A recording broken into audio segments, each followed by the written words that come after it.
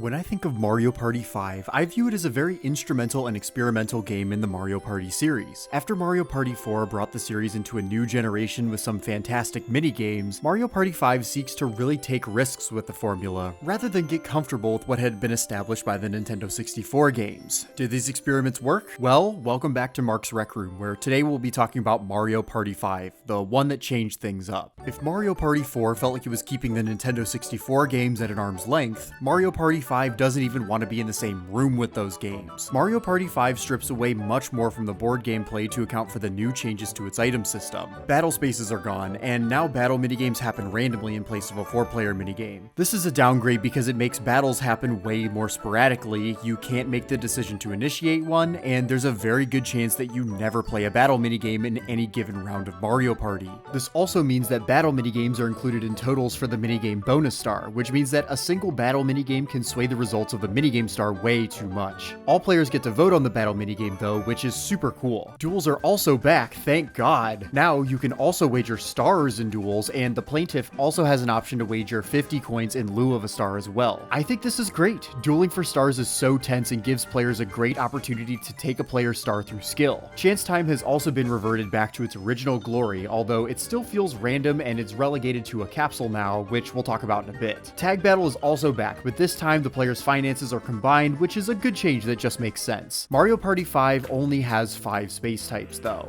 Blue, Red, Happening, Bowser, and DK. DK spaces are the new addition. They're basically the opposite of Bowser spaces. A DK space will be randomly placed on the board and can cause one of 3 events to occur. DK bonus allows the player to roll a dice block and receive that number of coins. DK minigame allows all players to play a DK minigame for bananas, then bananas are exchanged for coins. And finally, DK roulette initiates a roll-off between DK and the player. If the player rolls higher than DK, they get a free star. I like the DK space since it basically provides the opposite experience of a Bowser space, but there's only one DK space on the board, so it doesn't inflate the economy too much. The Donkey Kong space is a great addition, but unfortunately Mario Party 5 takes away so many space types from the previous games. Battle spaces, chance time spaces, item spaces, warp spaces, bank spaces, boo shops, item shops, and the lottery shop all gone from Mario Party 5's normal board spaces, and this is a really confusing change. However, the reason that these changes were made is due to the new item system. Mario Party 5 introduces the capsule, or later known as the orb item system, which is a complete overhaul of the item systems that we've seen thus far. Previously, players used items on either themselves or directly onto other players to impact their rolls, coins, items, or stars. However, Mario Party 5's capsule system allows players to pay to use any capsule on themselves or throw it onto a space on the board and turn it into a space for free. You will approach one of these capsule machines and receive one of 28 different types of capsules, split into 4 different groups: green or move events, yellow or coin events, red or capsule events, and blue or special events. Blue capsules generally tend to affect stars, although their actual utility really varies from capsule to capsule. There are so many of these capsules that I'm not going to waste your time going through each one. Mario Party 5 has an insanely robust item selection, and giving each of these items the versatility to also be placed as a space on the board is a really ambitious and cool idea, on paper. One of my biggest problems with the capsule system is how they're given to players. Mario Party 5 has completely done away with item shops, so the only way that you can receive capsules is by passing the capsule machine and receiving one at random. Alright, I say, Some happening spaces will grant you a capsule as well, but again, these are also very random. Unfortunately, this takes so much agency away from the player when it comes to using items in strategic ways. You can no longer buy the items that you want, but instead you have to hope that you receive something that will help you from the capsule machine. So instead of spending money to purchase an item that you choose, you have to spend money to use an item that was forced on you, and I think that this is a really bad change. It removes so much strategy and makes the board gameplay feel way more random than it already was. However, if the capsule machines are random, at least the capsules themselves offer more opportunities for strategy between using them on yourself and throwing them on the board, right? Well, the capsules aren't as versatile as they appear to be. While it is true that every capsule can be used on yourself, some of them should definitely never be used on yourself. Let's do a little exercise. Let's say I'm going to use the following capsules on myself. Based on the in-game descriptions for these capsules, which one do you think will allow me to steal something from my opponent if I used it on myself? If you answered any of them, you're wrong, because all of these will take something from you. But if you're a new player reading the description of these items for the first time, I really wouldn't blame you if you used a Hammer Bro capsule on yourself thinking you get to choose an opponent to lose money. This is so counterintuitive to what items are supposed to be. There are some cool scenarios where using an item on yourself can provide a unique strategy. For example, if you use a Koopa Bank capsule on yourself, you'll get all of the money in the banks currently. That's neat, but unfortunately, strategic moves like this are far and few between. There are very few times where you'll have to consider whether you want to throw a capsule onto the board or use it on yourself. If I get a Wiggler or Chain Chomp capsule, which are basically the Genie Lamp and Boo Bell respectively, why would I ever want to throw that onto the board? It is kind of a crazy idea that there could be a space on the board that just takes you to the star, but strategically it doesn't make any sense to throw most capsules onto the spaces on the board. For the capsules that are meant to be thrown onto the board, like the Hammer Bro and Piranha Plant, unfortunately I think these capsules fall flat too for one major reason. The capsule thrower gains nothing from throwing them. If I throw a Hammer Bro capsule onto the board and my opponent lands on it, I do not get the coins that they lose, and to make matters worse, I could actually wind up landing on my own trap and losing coins to it. This makes no sense to me. There is no incentive to throw capsules onto the board because they provide no benefits to the player who throws them and actually wind up posing a risk to the player who throws it. The only real benefit is getting to see your opponents suffer, which does fit Mario Party, but I think that players need to be incentivized by gaining when their opponents lose. The only real reason that players likely throw capsules onto the board is to make space for another one. There are also some capsules that are way too similar to each other. For example, the Kamek and Magic Koopa capsules are functionally so similar that it makes me wonder if they both really needed to exist. This is just a minor gripe, but I think it highlights the problems I have with Mario Party 5's item system in its clumsy implementation. Unfortunately, Mario Party 5's capsule system is overly ambitious. By allowing players to throw any item onto a space or use it on themselves, Mario Party 5 does allow players to customize the board on each game and make it unique. However, it also removes a lot of interesting spaces from the boards from the start and forces players to throw capsules on the board to make it interesting. And since players aren't really motivated to throw capsules on the board for self-gain, the boards will often remain really plain and boring, and you'll mostly be landing on blue spaces all game. The idea of allowing players to determine where duel spaces, chance time spaces, and more are on the board is an interesting idea, but unfortunately this is predicated on players receiving said capsule and actually deciding to throw it onto the board, which just feels like a massive oversight, and I think that the capsule system falls flat on all fronts. One last point related to the capsule system before we move on. The last 5 turns event comes back from Mario Party 4, but there are some new events this time around. Blue and red spaces can be tripled, and all red spaces can become Bowser spaces like in Mario Party 4, but there could also be 5 stars on the board at one time, or every space could get a capsule event. I love the chaos that these both bring, allowing players to really swing their odds over these last 5 turns, but unfortunately I think these events are almost too impactful. The capsule event will make sure that the game drags on for forever since every space has an event, and the 5-star spawns will virtually make the majority of the game not matter much, since players can buy so many stars in succession. I want to like these, I love the chaos that they bring, but again, I think that these events along with the capsule system highlight how luck-based and devoid of strategy Mario Party 5 really is. With all of that out of the way, I want to talk about Mario Party 5's boards. Mario Party 5 is the first game in the series to have more than 6 boards since Mario Party 1. The 7 boards here are Toy Dream, Rainbow Dream, Pirate Dream, Undersea Dream, Future Dream, Sweet Dream, and Bowser Nightmare. These boards are a major step up from Mario Party 4's boards aesthetically, since they actually take place in these 3D environments instead of just kind of hovering over them. So let's go through and talk about each of them from worst to best. Rainbow Dream is easily the weakest board in Mario Party 5. This is a board with 4 looping islands and no junctions to really make decisions at. Players can travel between these islands by paying to have the Rainbow Bridge down and travel to the next island in a clockwise fashion. You can also land on the Wind Gondola space, which will take you to one of the other 3 islands at random. Finally, at this happening space at the top of the board, you can slide down a rainbow slide that will take you to a random island.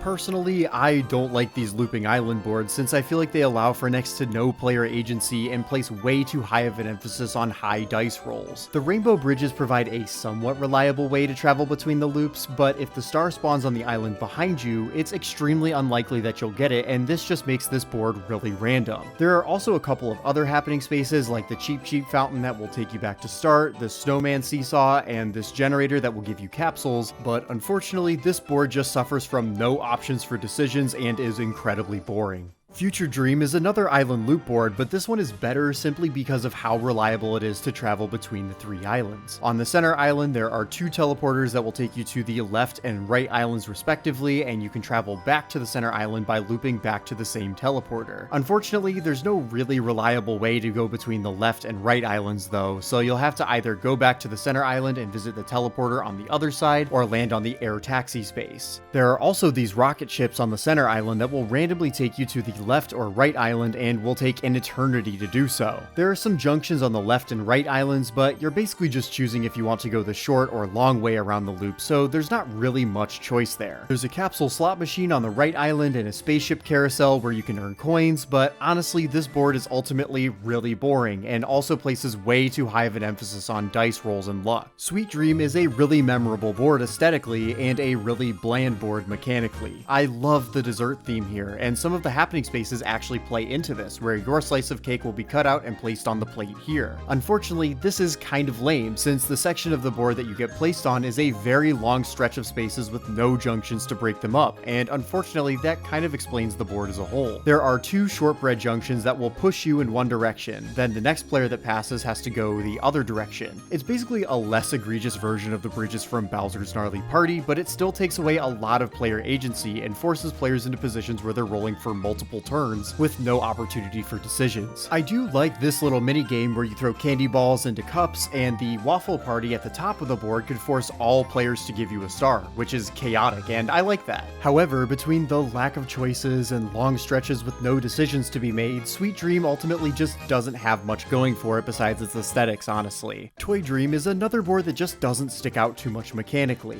There's the train that will take you from the bottom of the board to the top and vice versa, and you can collect some coins along the way. The Bowser Cannon will blast you back to start if you land on it, and the Jack-in-the-Box will launch you to a random space on the board. There are also some blocks here, and if you land on the happening space, the blocks will come tumbling down and put you on the other path. All of the happening spaces basically just launch you somewhere else on the board, and there aren't any unique or interesting events at all. This board is neat aesthetically, but there's nothing really memorable about Toy Dream at all. Undersea Dream is a pretty standard board. This board is comprised of 2 halves with 2 bridges to travel between them. There's a manta ray happening space that will take you between the 2 halves of the board, a dolphin that will take you here, a whale that will launch you to either the space right before or after the star, and the Cheap Shell game where players can play for a capsule, but that's pretty much it. Undersea Dream has a really cute aesthetic and isn't offensive or anything, but there isn't anything really memorable or unique about this board besides its theming. The happening spaces basically just warp you to the other half of the board minus the shell game, which just adds to this board being incredibly forgettable in my personal opinion. Pirate Dream is one of the most interesting boards from an aesthetic perspective. This board takes place in a grotto with a waterfall that you can fall down if you land on these happening spaces. There's a Thwomp Toll and a Womp Toll that are right next to each other, which is pretty funny to me, but it does provide an opportunity for players to pay coins to gain an advantage. There's a treasure hunting minigame where you can mash for coins, a cannon that will blast you to one of these spaces, and a boulder that will chase you off of this strip and place you here. Pirate Dream is providing a more interesting mechanic here with the tolls, but unfortunately this board suffers similarly from just not having very many interesting events that can take place. At least this board has a good amount of junctions for players to make decisions, which is greatly appreciated.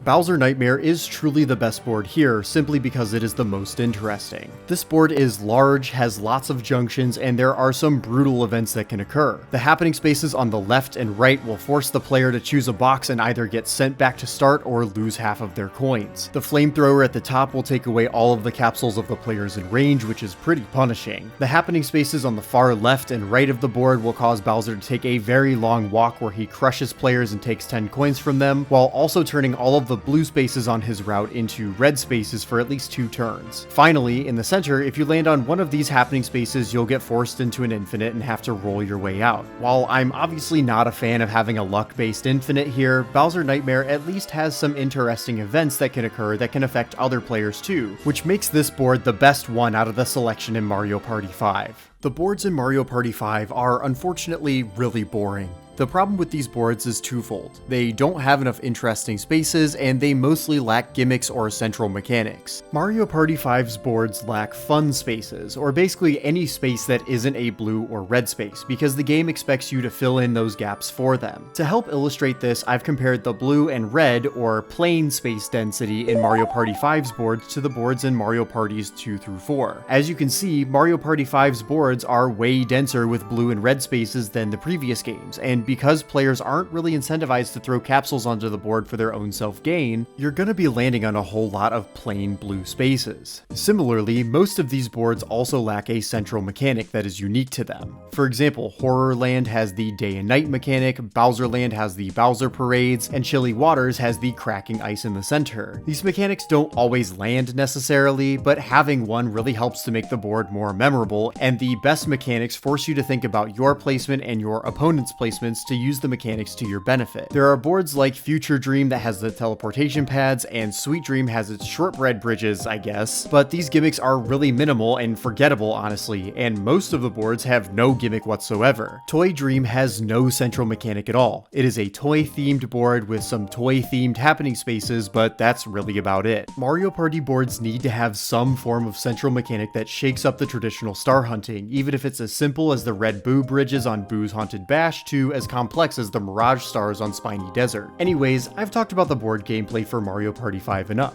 Let's talk about its minigames. So, for the minigames, I'll be rating them on a scale from 1 to 10 and finding the mean, median, and mode and finding out where Mario Party 5 stacks up against the rest of the series. The score for each minigame will appear in the bottom right-hand corner of the screen as we discuss them. Mario Party 5 has 74 minigames available through normal play, which is the highest amount of minigames any game has had so far. Mario Party 5 reintroduces dual minigames and adds Donkey Kong minigames as well. We're only omitting 3 minigames here: Frightmare, Beach Volleyball, and Ice Hockey, since they do not appear during normal board gameplay. Without further ado, here are the ratings for Mario Party 5's minigames. Coney Island is a very fun and lovable ice cream catching minigame. Ground Pound Down is deceptively luck-based and kinda boring. Chimp Chase is a pretty good minigame, but whoever catches the golden chimp pretty much wins. Chomp Romp is a really fun guiding minigame. My only complaint with this one is that there needed to be at least one more course. Pushy Penguins is iconic. This minigame is a charming and challenging pathing minigame that is impossible to hate. Leaf Leap is a really great reaction minigame. You really get inside your own head in this one. Nightlight Fright is a great game of chicken where you can't just rely on watching everyone else and pressing A after them. Popstar Piranhas is way too easy.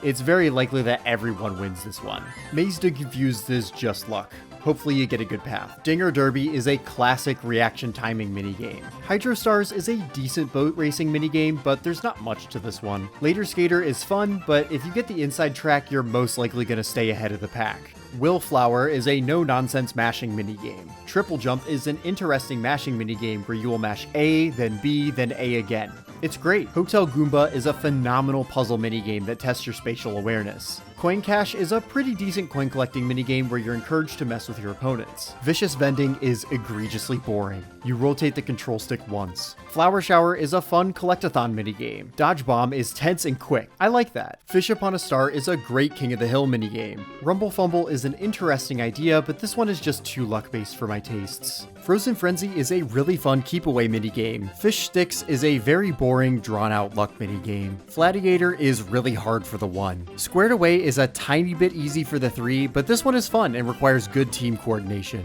Mario Mechs is almost a little too complex, but ultimately I think this one is easier for the 1. Revolving Fire is easy for the 1. Heat Stroke is really easy for the 1. Beam Team is really easy for the 1 as well. The UFO controls are too jumpy. Big Top Drop is also too easy for the 1 to trap players. Quilt for speed is too easy for the 1, unless if the team of 3 is insanely coordinated. 2-Bit or Lose It involves some great mind games. Mathletes is so boring, I'm surprised it even made the cut. Fight Cards is an interesting rock, paper, scissors dynamic, but the 1 gets too many rounds to win. Curvy Curbs is impossible for the 3. Clock Stoppers involves changing a clock. It's as fun as it sounds. Defuse or Lose is a really great minigame where you have to work with your teammate to cover all of the fuses. ID UFO is a very milquetoast minigame where you identify UFOs that barely look like the photos. Mario Can Can is a great minigame where you time your ground pounds. Handy Hoppers is an interesting minigame where your partner controls the pace of the jump rope, but also L&R mashing is nasty. Berry Basket is a good minigame where the teammates need to be in sync to catch the fruit that falls. Bus Buffer is cleaning a bus. It's more fun than it sounds. Rumble Ready is a good reaction minigame that'll keep you on your toes. Sub-Marathon is trash. The L&R mashing alone brings it down, but the switching mechanic also feels like it doesn't work properly, so the fastest way to go is to not switch and just have one player mash the whole way. It's just terrible. Manic Malice is a great 2v2 masher. Panic Pinball is unfortunately a whole lot less fun than it looks. This game basically devolves into spamming A and hoping for the best. Banking Coins is a passable coin collecting minigame, but I just don't find it to be memorable at all. Astrological is a great identification minigame where you gotta race against your opponents. Bill Blasters is simple, tense, dumb fun.